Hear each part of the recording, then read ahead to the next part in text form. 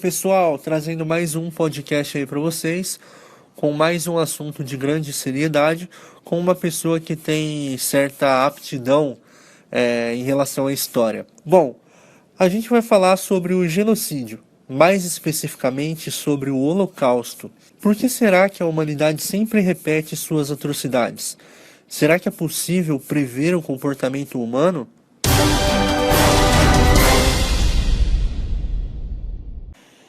Bom, antes de mais nada, antes da gente abordar o nosso assunto, eu queria deixar algumas coisas claras em relação ao podcast anterior, onde o assunto era sobre a Terra plana. Pediram um exemplo de como é que funciona o GPS. No exemplo, a conversa foi se desenvolvendo e eu não deixei muito bem explicado como é que funciona isso. Mas é o seguinte, a velocidade do satélite em órbita da Terra, ela é relativa em relação ao movimento dos indivíduos aqui na Terra. Então, quando a gente usa o aparelho de GPS e coloca um determinado endereço, essa relatividade entre a velocidade do satélite e a velocidade que o carro se desloca, elas têm que ser ajustadas. E para que isso seja preciso, é necessário aplicar parâmetros da relatividade geral para que isso seja ajustado e te dê uma localização precisa. Uma outra coisa que é necessário deixar claro é que quando Newton observou a maçã caindo da macieira, ele não simplesmente viu aquilo e imaginou que a força responsável pela queda da maçã é a mesma força que mantém a Lua em órbita. Claramente é muito mais complexo que isso. Aí entra a definição da teoria científica. A partir desta observação, ele efetuou vários cálculos e tudo mais, colocou a ideia à prova, fez inúmeros testes, e os testes corroboraram com os resultados das equações, e assim por diante. Só para deixar claro que não é algo tão simples, afinal, a gente estava falando do método científico, de uma teoria científica. Muito bem, vamos ao tema. Falaremos sobre o genocídio em geral. Mais especificamente sobre o Holocausto. Afinal de contas, por que será que a humanidade sempre repete suas atrocidades? Será que é possível prever o comportamento humano? E aí, o que você acha? Bom, ao meu ver, sim, né? Pelo que eu vejo desse assunto e como eu penso sobre esse assunto em geral, eu percebo que meu pensamento ele é muito fundado na Hannah Arendt e no Stanley Milgram. Stanley Milgram é um psicólogo comportamental, Hannah Arendt é uma filósofa, ambos do século XX. Stanley, ele se baseou, ele fez um estudo sobre obediência à autoridade. E ele percebeu que as pessoas, se confiarem numa autoridade estabelecida, podem, né, e vão obedecê-la e fazer o que ela falar, desde que ela assuma a responsabilidade. Uma pessoa individualmente pode discordar, mas se a autoridade está falando e ele assume a responsabilidade, ele vai reproduzir o que a autoridade pede, porque para ele é quase uma ordem. Mesmo ele tendo escolha de não fazer, ele vai fazer. E essa autoridade pode ser política, pode ser um cientista, um professor numa sala de aula? Qualquer tipo de autoridade. Entendi. Qualquer tipo de pessoa que você considere uma autoridade naquele momento, ou que o né? grupo considere uma Exatamente. autoridade. Se o grupo considerar uma autoridade, já impulsiona a pessoa a participar do grupo. Ela não vai nadar contra a correnteza. Não é todo mundo que nada contra a correnteza, entendeu? Se você tá ali, se todo mundo já tá fazendo aquilo, você vai fazer também. Então, o estudo dele trata muito disso, sobre como nós somos capazes de fazer coisas desde que nós não assumamos a nossa própria responsabilidade. Um exemplo da Hannah Arendt mesmo, né? Ela, quando analisa, a análise dela, na verdade, é feita sobre o julgamento do Adolf Eichmann, que foi julgado no Tribunal de Israel, que estava aqui escondido na Argentina. O Mossad pegou ele levou até Israel, e lá ele foi julgado, indagado sobre os crimes que ele havia cometido contra a humanidade. E pra ele não eram crimes, ele era um burocrata. Ele fez, mesmo que ele tenha feito planejamentos para o Holocausto, não, era tudo uma burocracia. Eu nunca matei ninguém, só peguei em papel, eu obedecia as leis, era um pai de família. Ele era uma pessoa extremamente comum, extremamente banal, né?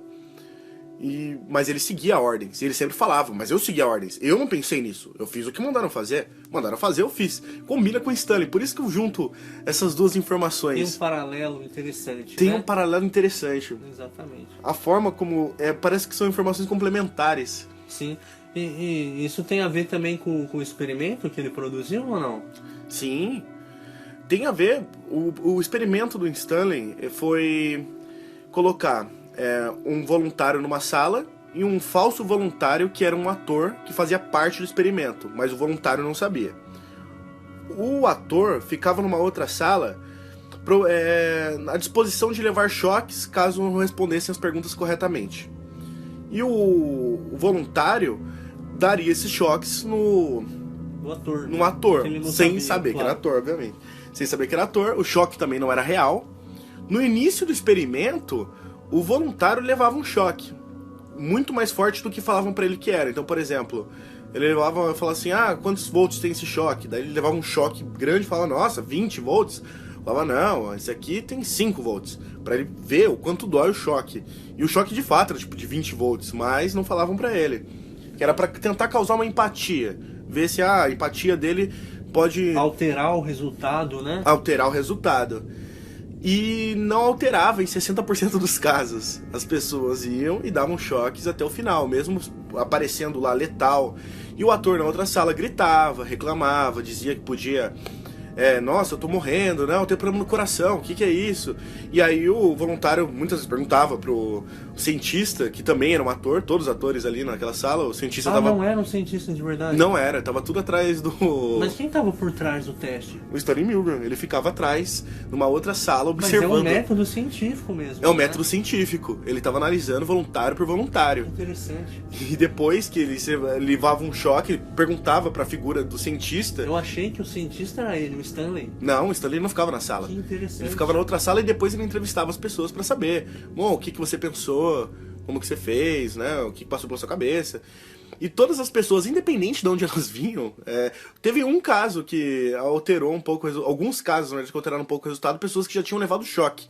Um choque muito forte, uma coisa nesse sentido, trabalhavam em companhia elétrica, e isso modificava um pouco o resultado final. Mas a grande maioria ia até o final. E você podia desistir a qualquer momento, você era um voluntário. Mas as pessoas permaneciam e obedeciam à autoridade. Vezes porque o suposto cientista falava, não, eu assumo a responsabilidade. Vezes porque ele só pedia mesmo, não, mas você tem que continuar, por exemplo. E a pessoa, não, eu tenho que continuar. E não tinha que continuar, porque era voluntário, ele podia sair dali a qualquer momento. Era só o fato de se incomodasse ele o suficiente, ele poderia desistir daquilo. Ele era um voluntário, ninguém estava obrigando ele.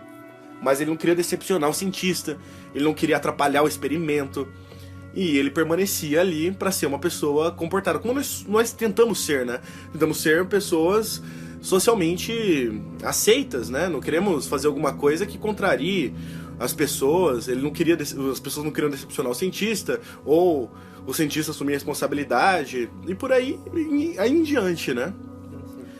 E depois o Stanley entrevistava essas pessoas, conversava com elas, falaram que os testes dele eram horríveis, ele forçava as pessoas a dar em choques até a morte, num simulacro, as pessoas achavam... Não, ninguém se importou, sabe? Não teve essa importância. Não, tentaram demonizar um pouco o teste dele. Se eu não me engano, até proibiram o teste do Stanley. E hoje em dia é muito conhecido. E o que ele concluiu com isso? O que ele estava buscando? Ele era filho de judeus, né? E ele queria entender como que aconteceu o Holocausto.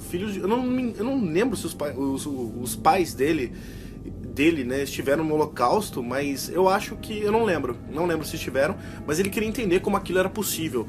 Eu acho que estavam na Europa, no período em que aconteceu a Segunda Guerra Mundial e o Holocausto, e ele queria entender, falar, nossa, como que pôde tantas pessoas obedecerem umas leis tão absurdas e fazerem tamanha atrocidade sem pensar e sem motivo, só pelo racismo, sem né? Empatia, né? Só pelo preconceito, sem empatia.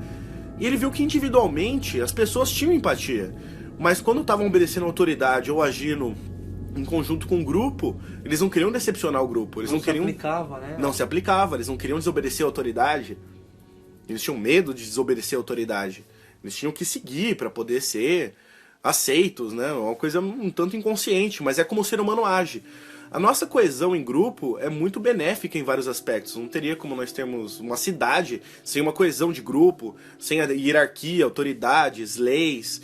Tudo isso é fundamental. Mas o lado escuro da autoridade e da hierarquia é você criar esse tipo de atrocidade. Se alguém falar e ninguém questionar, e todo mundo seguir em coesão com o grupo, nós podemos fazer as melhores coisas e as piores também, né?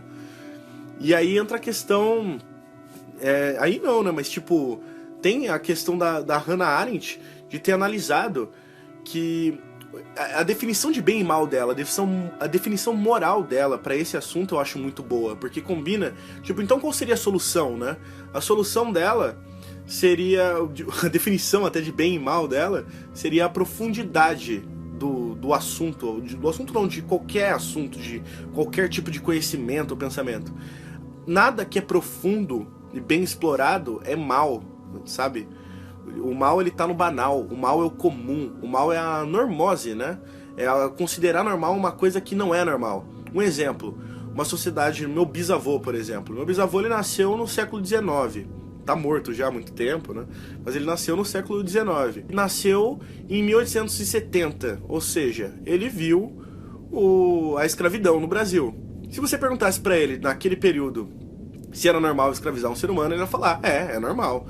É comum, o cara da padaria, ele quer um funcionário não, ele precisa fazer pão, ele vai lá, compra um escravo, todo mundo, toda a parte da sociedade que tinha algum dinheiro queria ter um escravo para poder fazer as funções domésticas e normais, sabe? Então, isso era uma coisa normal, fazia parte da economia do Brasil. Se torna comum porque é normal ou se torna normal porque é comum? Se torna normal porque é comum, né? Aquilo é praticado, aí aquilo é normalizado. Acaba se tornando normal, né? E por se tornar normal, se torna normose, né? O que é normose, né? Normose é algo que é normalizado, que é normal e causa dor ou sofrimento, né?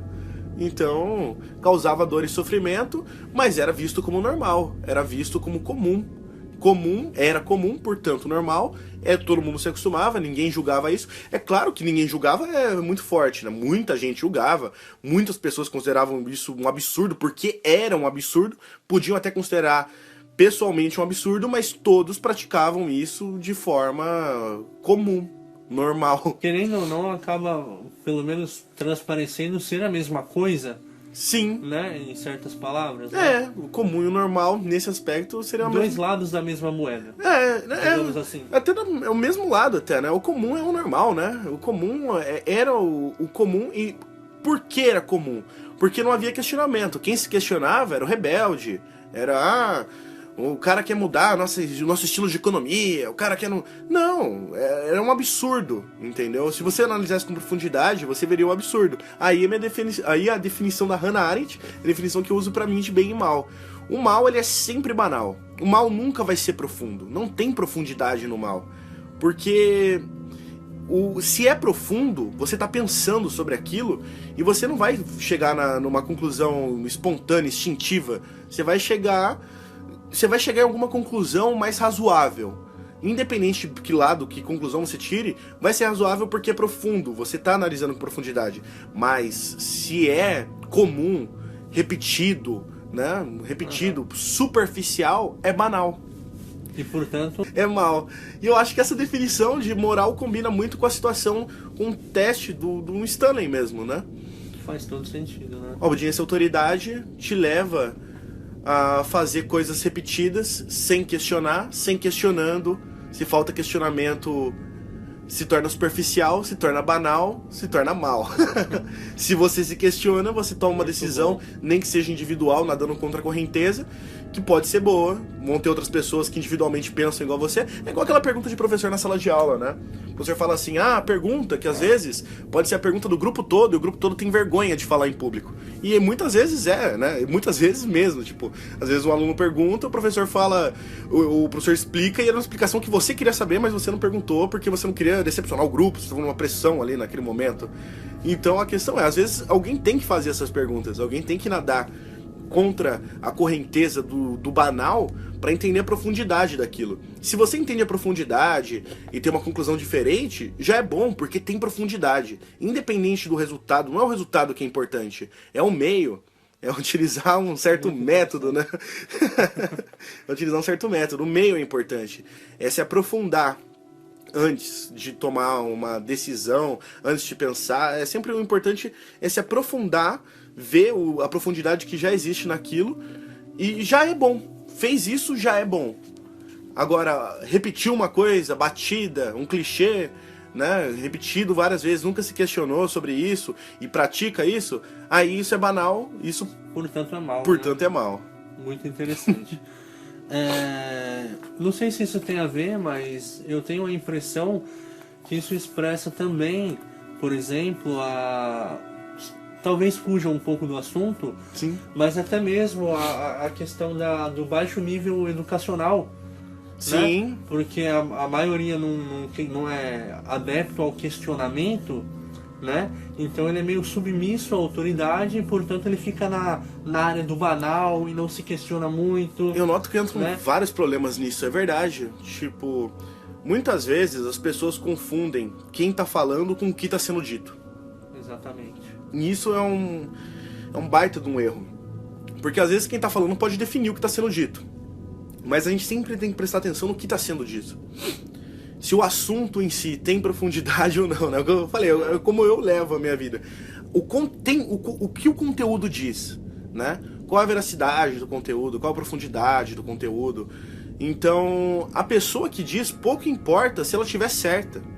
Às vezes pode vir uma baita autoridade no assunto que está sendo, sei lá, paga ou mal intencionada e falar uma coisa completamente absurda sobre o assunto, e uma pessoa comum ir lá e falar, não, mas segundo o método, isso aqui no método científico, não importante procede, enfatizar, né? Não procede. Exatamente, o método científico. O método né? científico, porque tem que ter um método para analisar as coisas, tem que ter critérios, não é qualquer um, o problema é a falta de critério. Exatamente. Então, a falta de conteúdo até para criar o critério, para poder entender a informação, ou espalhar a informação e contar a informação. O critério é fundamental, é criar esse critério. E talvez as escolas não consigam, pelo menos as escolas que eu conheço, não conseguiram muito firmar esse pensamento crítico mesmo, de criar critérios, de entender o porquê uma informação é confiável, porquê uma informação não é confiável. Obviamente que quando a gente coloca em pauta esse tipo de assunto, né, que chegou a esbarrar na educação e tudo mais, a gente não está falando dos professores, né? Sim. Não, é claro também que se uma pessoa tem um mérito, né, a pessoa estudou a vida toda para falar aquilo, a pessoa tem bagagem para falar aquilo, a opinião dela não tá no mesmo nível de alguém que nunca ouviu falar do assunto. Obviamente, sim. Mas sempre tem os charlatões, né? Sempre tem o charlatão, esse é o problema. Então não é uma regra que a pessoa que estudou, um especialista no assunto, vai falar a verdade. Essa é a questão. Não significa que ele é honesto, significa que ele é um especialista no assunto. Se o conteúdo vai estar certo, o critério é científico mesmo. É o método, né? É o método. Se vai estar certo é porque ele corrobora com o mundo real, com os fatos. E se ele não corroborar com os fatos, e foi um especialista que disse, não importa ser um especialista, porque se corroborar com os fatos, corroborou. É claro que se a pessoa é especialista, é importante analisar o conteúdo, mas é sempre importante analisar o conteúdo em si e ter critérios para analisar esse conteúdo. Isso vale para todos, né? Para todos. Claro. Para todo tipo de assunto. Critério. Ser crítico e saber ter o critério para analisar, isso é importante. Cabe aí o pensar cientificamente. Pensar cientificamente, Pensar cientificamente, cada um pensa de uma forma, mas o mais adequado é pensar cientificamente. Ao meu ver, é o jeito que eu penso, né? Eu sou suspeito para falar, mas é que se você não pensa cientificamente, você provavelmente vai chegar em conclusões muito esquisitas. Sim. Ninguém que, em todo assunto que eu vejo algum tipo de desenvolvimento, tem um pensamento científico. Científico que eu diga com um método, né? Um método científico, um método de investigação. Qualquer pensamento que evolua. Por exemplo, você não vai criar... Você não vai fazer um carro, né? Você não vai fazer um carro sem um pensamento técnico. O que seria o pensamento técnico? Seria ser um engenheiro. Você precisa ser um engenheiro de automóveis para poder criar um automóvel novo. Você precisa entender aqueles conceitos com método, não é todas aquelas informações aleatórias. Você precisa ter um método para fazer aquilo. Você precisa ter um método para ser um marceneiro. Sem o método, você não vai fazer uma cama, entendeu? Você pode até fazer alguma coisa parecida com uma cama que quebre e não dê certo. Mas você precisa do método para poder chegar naquilo. Todo tipo de profissão, conhecimento humano, precisa de uma metodologia. A metodologia do pensar também, de forma crítica, necessita que você utilize dos métodos que já existem para aqueles assuntos. A história tem um método, que é um método científico também, mesmo sendo uma ciência humana, é uma ciência. Isso é muito interessante tratar, né? Sim. Porque, por mais que seja regida pelo método, né, científico até, porque afinal ela se baseia em fatos. Sim. Né? Quando a gente, por exemplo, pega um determinado livro de um determinado autor que passa a sua visão da história, é sempre importante a gente praticar a exegese, né? Que é o ato de comparar o contexto histórico e político onde estava inserido esse autor e tudo mais, e fazer uma comparação com outro autor que está num outro local geográfico. Sim. Que também escreveu sobre aquilo, né, num contexto político diferente. É importante entender o contexto deles, né? Às vezes nós olhamos algum autor, por exemplo, o próprio Nicolau Maquiavel, né?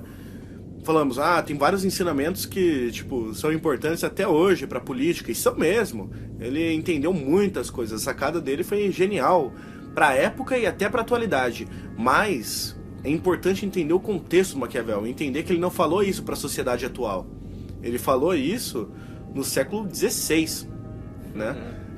No século XV e no século XVI. Mas como não foi um pensamento banal, se perdurou até hoje, né? A essência continua atual, mas é fundamental entender o contexto em que ele estava inserido e como era feita a política na época dele. Não dá para literalizar o assunto, porque senão você cria um anacronismo. Você precisa entender o contexto em que o Maquiavel estava inserido para poder escrever o livro dele, os livros que ele escreveu, né? Todos eles são frutos do contexto histórico onde ele está. E todos os livros são frutos do contexto histórico onde aquele autor está naquele momento. Exatamente. No século XX é mais fácil entender o contexto, porque foi ontem, é só perguntar pro pai, pro avô, né? Agora é o século XXI, né? Agora a gente tá na pegada... Uma pegada de um outro século. A mesma coisa, mas é um outro século, né? A humanidade muda alguns conceitos, resgata outros conceitos, mas não dá pra dizer que o conceito que nós resgatamos pro nosso tempo atual é o mesmo, sei lá, da Roma Antiga. É diferente, porque na Roma Antiga foi na Roma Antiga, no contexto da Roma Antiga. O contexto, sei lá, de democracia que nós utilizamos hoje tem raiz de lá, mas é diferente, é uma outra democracia. É aplicada no século XXI, o contexto é diferente, os grupos envolvidos são diferentes. Não pode... A gente tem que saber olhar e se distanciar para entender as informações. Quanto mais complexo, melhor. Essa é a dica. Quanto mais você conseguir entender a complexidade do contexto em que você tá, melhor vai ser. Realmente. Pelo menos é a minha lição, é o que eu levo pra minha vida. Não, mas acho que é muito importante, ainda mais nesse período, né, que a gente tá aqui agora, o pessoal aderir esse tipo de pensamento, né? Ou pelo menos tentar experimentar o pensamento crítico. Ele parece chato, mas é aí que entra uma questão também, né? Pra mim, isso é satisfatório. Você quer dizer que não pode ser que não seja pra todos? Não, e detalhe, isso é importante, ó. Você não precisa saber tudo de todos os assuntos. Mas se você tiver um assunto que você consegue entender com complexidade, já tá fazendo uma coisa boa. Se você conseguir entender a complexidade de um assunto, a profundidade de um assunto, já é bom. E se você gostar, é bom tentar praticar com outros, né? O ideal seria tentar praticar com tudo, mas não dá, né? Não temos tempo para tudo isso. É muita informação, nem todas serão muito interessantes. Mas tentar entender que tudo tem uma complexidade, tudo tem uma profundidade. E é bom tentar encontrar a profundidade de todos os assuntos, né? Nós aqui tentamos da ciência, da história e de vários outros assuntos. Isso é... historicamente científico. Historicamente científico.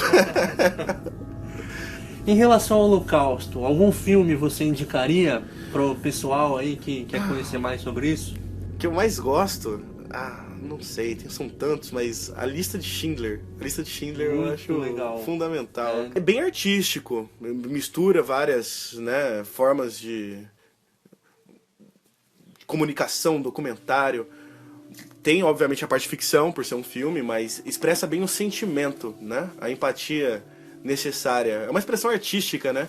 Mas expressa bem o sentimento. É claro que tem inúmeros documentários sobre o Holocausto, muito bons, mas a lista de Schindler eu acho que expressa bem o sentimento, sabe? Se colocar naquela situação. Geralmente, nós ainda que nos vemos de Gera fora... uma empatia, né? Gera uma empatia. Quem vê. Sim. Pelo protagonista, principalmente, porque o protagonista... não vou contar, né? Assiste... Não vamos dar spoiler. É. Mas tem um outro também, não sei se isso expressa de uma forma tão fatídica ou se ela é mais artística. Mas o Menino do Pijama Listrado, se eu não me engano... Também artística. É sobre o Holocausto, né? Também. Muito bom, muito bom. Eu indico também. Eu acho muito bom. É interessante. É bom. Tem um livro que é muito bom, mas o filme também ficou bem legal. Bom, esse é um assunto que foi muito interessante. A gente pode, inclusive, abordar em outros podcasts, né? Sim, aqui. Seria bem interessante. E uma outra coisa, eu queria saber se você indicaria, além de algum filme e um livro, alguma outra coisa, algum outro ponto da história que tem uma conexão com o Holocausto. Por exemplo... Genocídios? Teve o genocídio armênio. Genocídios são coisas que infelizmente não faltam, né, na história da humanidade. O mais recente que eu me lembre... o próprio Estado Islâmico, por exemplo, né? Matando todos aqueles que eram contrários à filosofia deles. O mais recente, se nós formos olhar, ontem. Ou agora, né? Isso é bem triste, e entender como isso acontece é fundamental. É claro que a gente só explanou aqui, né? Tem muito mais assuntos, mas aí vocês vão ter que buscar, né? Porque é bem complexo. A história se repete, né? Ela, como diria o Slow, né? Ela não se repete, mas ela rima, que é uma beleza. Muito bom. Então é isso, pessoal. O assunto de hoje foi esse. Talvez tenha soado um pouco pesado por conta do tema, mas é de extrema importância. Beleza, pessoal? Um abraço e até a próxima. Falou, meus caros.